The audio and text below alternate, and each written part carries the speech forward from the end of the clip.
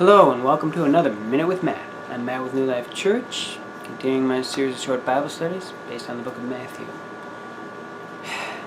We're in Matthew chapter 27, beginning with verse 33. And when they had come to a place called Golgotha, that is to say, place of a skull,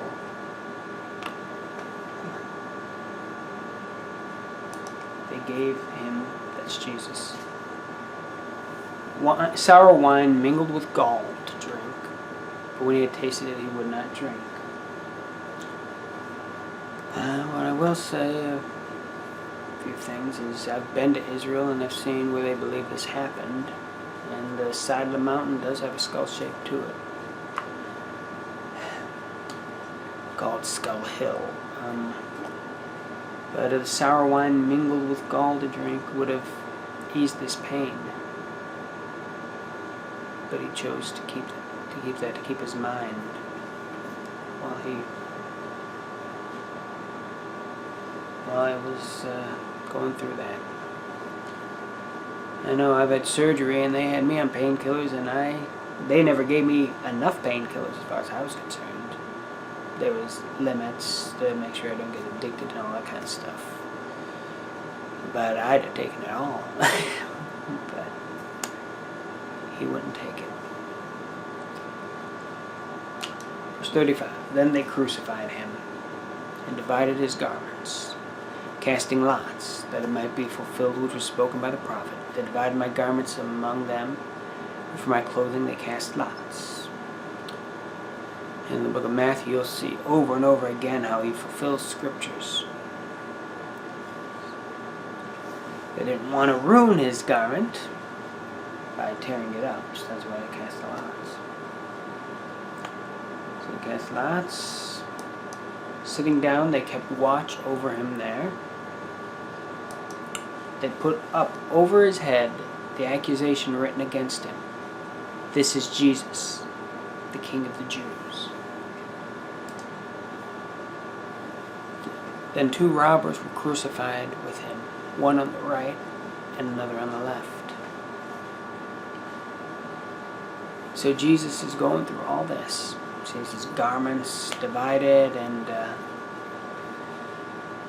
then he's crucified. They nailed him to a cross, to his wrist, to his foot, his open wounds all over his back and front, all over his body. They did not sand off the cross for him. This was horrible. He's going through. And those who passed by blasphemed him, wagging their heads, and saying, "You who destroy the temple and build it in 3 days, save yourself. If you are the Son of God, come down from the cross." Isn't enough what they're putting him through? They have to mock him too? Likewise, in verse 41, the chief priests also, mocking with the scribes and elders, said, "He saved others, himself he cannot save. If he is the King of Israel, let him now come down from the cross and we will believe him." I don't know how Jesus went through what he did. If I was in his place, I'd have switched places with them immediately. They'd have found themselves on the cross with me standing over them. Me standing there staring at them. Jesus has a lot more love, even for them,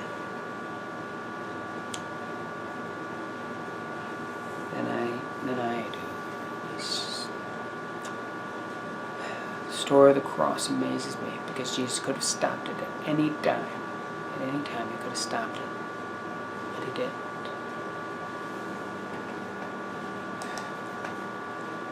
He trusted in God. Let him deliver him now if he will have him, for he said, "I am the Son of God." Just continuing to mock him. Verse 44, even the robbers who were crucified with him reviled him with the same thing. We know from other Gospels that one of them changed their mind and got saved. But But this one doesn't. This Gospel of Matthew doesn't mention it. We'll continue. Now, from the 6th hour, that's noon, until the 9th hour, 3 o'clock, there was darkness over all the land. And about the 9th hour, 3 o'clock, Jesus cried out with a loud voice saying, Eli, Eli, lama sabachthani. That is to say, my God, why have you forsaken me?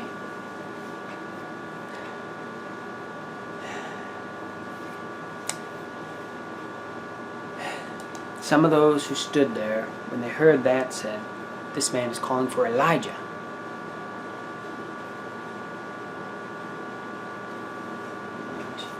Immediately one of them ran and took a sponge, filled it with sour wine, and put it on a reed and offered it to him to drink.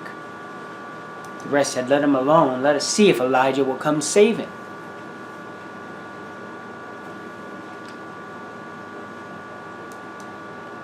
Then Jesus cried out again with a loud voice and yielded up his spirit.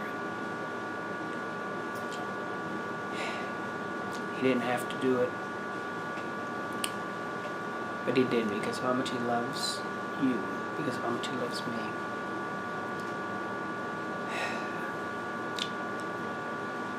And he did it so you can be saved.